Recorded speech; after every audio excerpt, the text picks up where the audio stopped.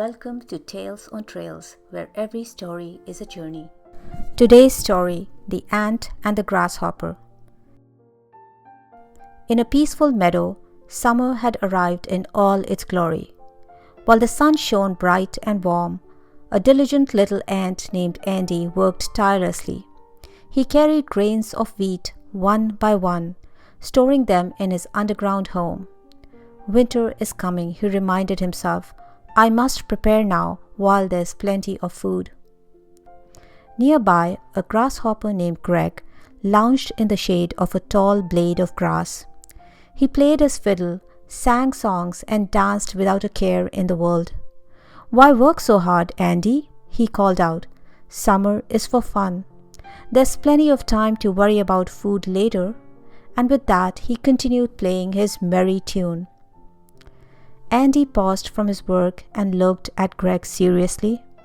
My friend, winter will be here before you even know it. The fields will be empty and the cold will come. If you don't prepare now, you'll have nothing to eat. But Greg just laughed and waved his hand dismissively. Oh, Andy, you worry too much. Enjoy life a little. And he went back to his music. As the weeks passed, the green meadow began to change.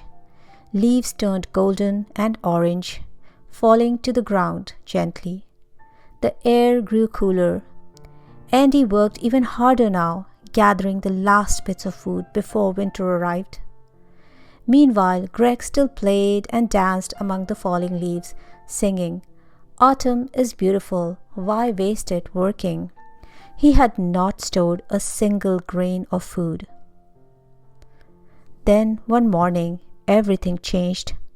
Greg woke up shivering. The meadow was covered in a blanket of white snow. The once green grass was buried beneath the frost. The warm sun was hidden behind grey clouds. Greg looked around desperately. Where did all the food go? He wondered. The fields were empty.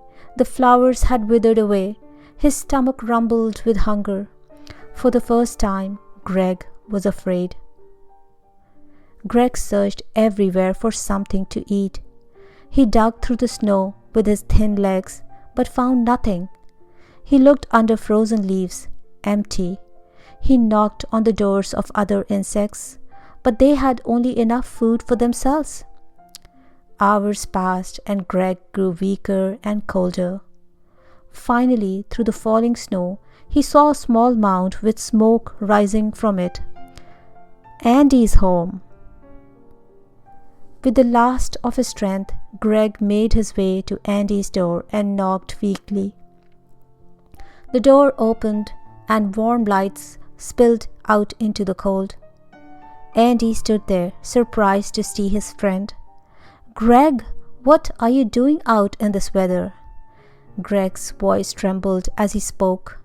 Andy, I have no food. I didn't prepare like you told me to. I was foolish. Could you spare something?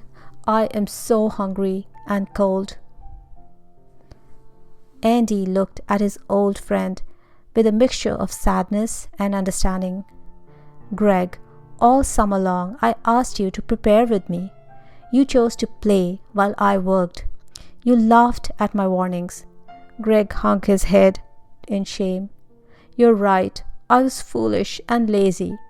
I thought I had all the time in this world. Now I understand. The time to prepare for hard times is when things are easy. I've learnt my lesson. I'm afraid it's too late.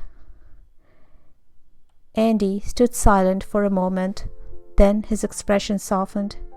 Come inside, my friend, he said, opening the door wider. Greg looked up in surprise. But after everything, why would you help me? Andy smiled gently. Because everyone deserves a second chance. And you must promise me something. When spring comes, you'll work alongside me to prepare for the next winter. Tears of gratitude filled Greg's eyes. I promise, Andy, I'll never forget this kindness. When spring returned and the meadow bloomed with flowers once again, Two figures could be seen working side by side. Andy and Greg together gathered food and prepared for the future. Greg had learned that hard work isn't just about survival, it's about responsibility, planning ahead, and caring for tomorrow. And whenever he felt tempted to rest too long, he remembered that cold winter day and the friend who saved him. The moral of the story? Work hard when times are good, so you'll be ready when times are tough. And remember, it's never too late to change your ways and become better. The end. Thank you for listening.